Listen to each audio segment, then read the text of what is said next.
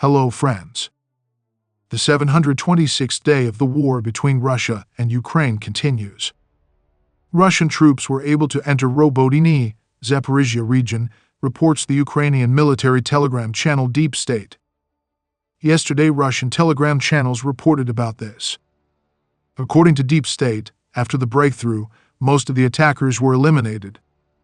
Also yesterday, the telegram channel wrote about the breakthrough of the positions of the Ukrainian army near Verbovy. Now Ukrainian troops are solving this problem.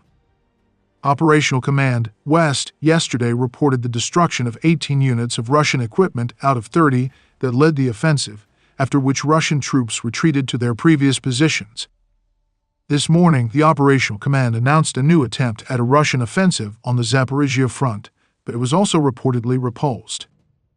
Let me remind you that earlier the speaker of the Tavria group, Yevhenii, stated that the Russian army was preparing a new offensive in the Zaporizhia direction, probably in the Robotyne area, where the main blow of the counteroffensive of the Ukrainian armed forces took place in the summer. Moreover, the Russians concentrated more forces here than near Avdiivka. The group that has concentrated in the Orikhiv direction over the past few days or weeks is larger in personnel than the group that is now involved in the Avdiivka direction. Obviously, the Russians did not go there for a walk, Yevhenii previously reported. Today, Ukrainian telegram channels report that the Russians have advanced west of Verbovy in an area up to 1.42 kilometers wide and to a depth of 1.15 kilometers. To the west and south of Robotyne, Ukrainian armed forces repelled a number of Russian attacks. South of Robotyne, and on the southern outskirts of the village, enemy infantry continues assault operations with the goal of gaining a foothold in the fortified area and transferring additional forces concentrated in the Novoprokopivka area. The fighting continues. The telegram channel of the 46th Brigade of the Armed Forces of Ukraine published a post explaining why the Russians were forced to attack in the Robotyne, Verbovy area from the bottom.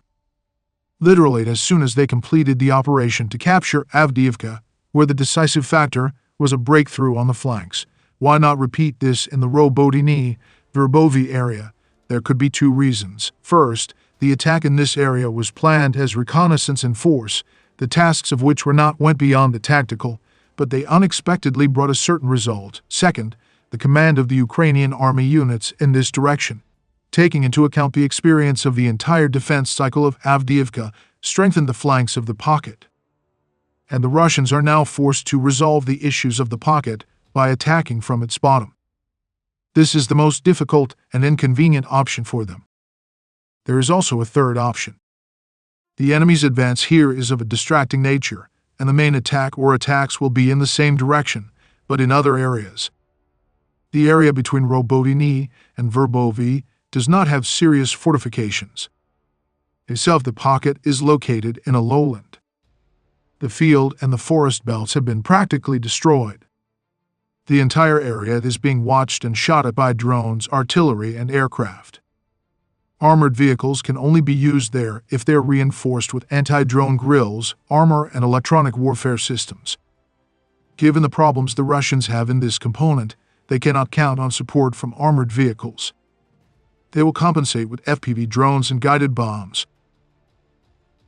After the capture of Avdiivka, the Russian army continues to attack in this direction, but the Ukrainian armed forces have gained a foothold in new positions and repelled 5 attacks, General Tarnovsky said today. Meanwhile, the Ukrainian publication Strana spoke with one of the officers of the Ukrainian armed forces, who spoke about the reasons for the loss of Avdiivka. The fact that they gave the order to withdraw troops from the city is correct. It is wrong that it was not given earlier, when it became clear that there was a real threat of encirclement. Due to such a delay, the withdrawal took place with great difficulty and losses. The reasons for what happened now most often, too, are mentioned: the total superiority of the Russians in manpower and the total superiority in weapons, especially in guided aerial bombs, but this is only part of the problem. The enemy does not have a total advantage in personnel. If we take it on average, then the Russian advantage in manpower at the front is somewhere around 1 to 1.7. But it's bad that this ratio changes in favor of the enemy. By the end of the summer of 2022, we had a significant advantage in manpower. But already in the spring of 2024, there was parity at the front. And since the fall, the Russians have had an advantage. And it is growing. The reasons are problems with mobilization and losses during the onset of summer 2024. Near Avdiivka, the Russians had a greater advantage by the beginning of February, approximately 4 times. But this was a consequence of a number of other factors that played a major role in the fall of the city. The main reason is that the Russians have learned to isolate the battlefield. That is, to destroy our logistics. As a result, units on the front line did not receive the required amount of reinforcements and ammunition. And gradually the forces were depleted, gaps formed into which the enemy penetrated. Of course, this would have been impossible without the Russians' advantage in weapons. Much has already been said about guided aerial bombs and their huge role in causing damage to us. But the Russians now have a very big advantage in projectiles, which cannot always be compensated for by FPV drones, especially since Russian drones also have a lot. But not only the amount of ammunition is important, but also fire control. The Russians have learned to strike immediately after identifying a target. This was not the case just a year ago. In general, their tactics and entire battle management system have changed a lot. A year ago, everyone was discussing the allegedly breakthrough tactics of the Wagner PMC, constant waves of attacks in small groups on foot. Several waves were destroyed, but in the end, the next wave jumped into the trenches. However, in fact, it was just a stupid meat processing plant, huge losses with minimal results. Prigozhin probably didn't care about the losses. He was creating a political image for himself, for which he needed to take Bakhmut at any cost. But thanks to PR, this tactic was perceived then as know-how. And we, during the summer offensive in the south, and the Russians began to use it. It quickly became clear that this only led to huge losses. But there's almost no point. Therefore, in the fall, our offensive stopped. And the Russians, who also suffered heavy losses near Avdiivka, changed their tactics. They used Storm Z and Storm V to identify our weak points, after which they send shock troops to break through the defenses. There are constant diversionary strikes, stretching our reserves. Use of tunnels. At the same time, attacks on our rear and logistics. We also see a significant improvement in coordination and communication among the enemy. Some associate this with the appearance of Starlink among the Russians, others say that they have some of their own developments. But the fact is that they now make decisions much faster and shoot more accurately. And their losses with such tactics were less than they were in Bakhmut. All this together changes the situation on the battlefield not in our favor. It doesn't change quickly. It's not that tomorrow, somewhere, the Russians will be able to break through the front in a day or two.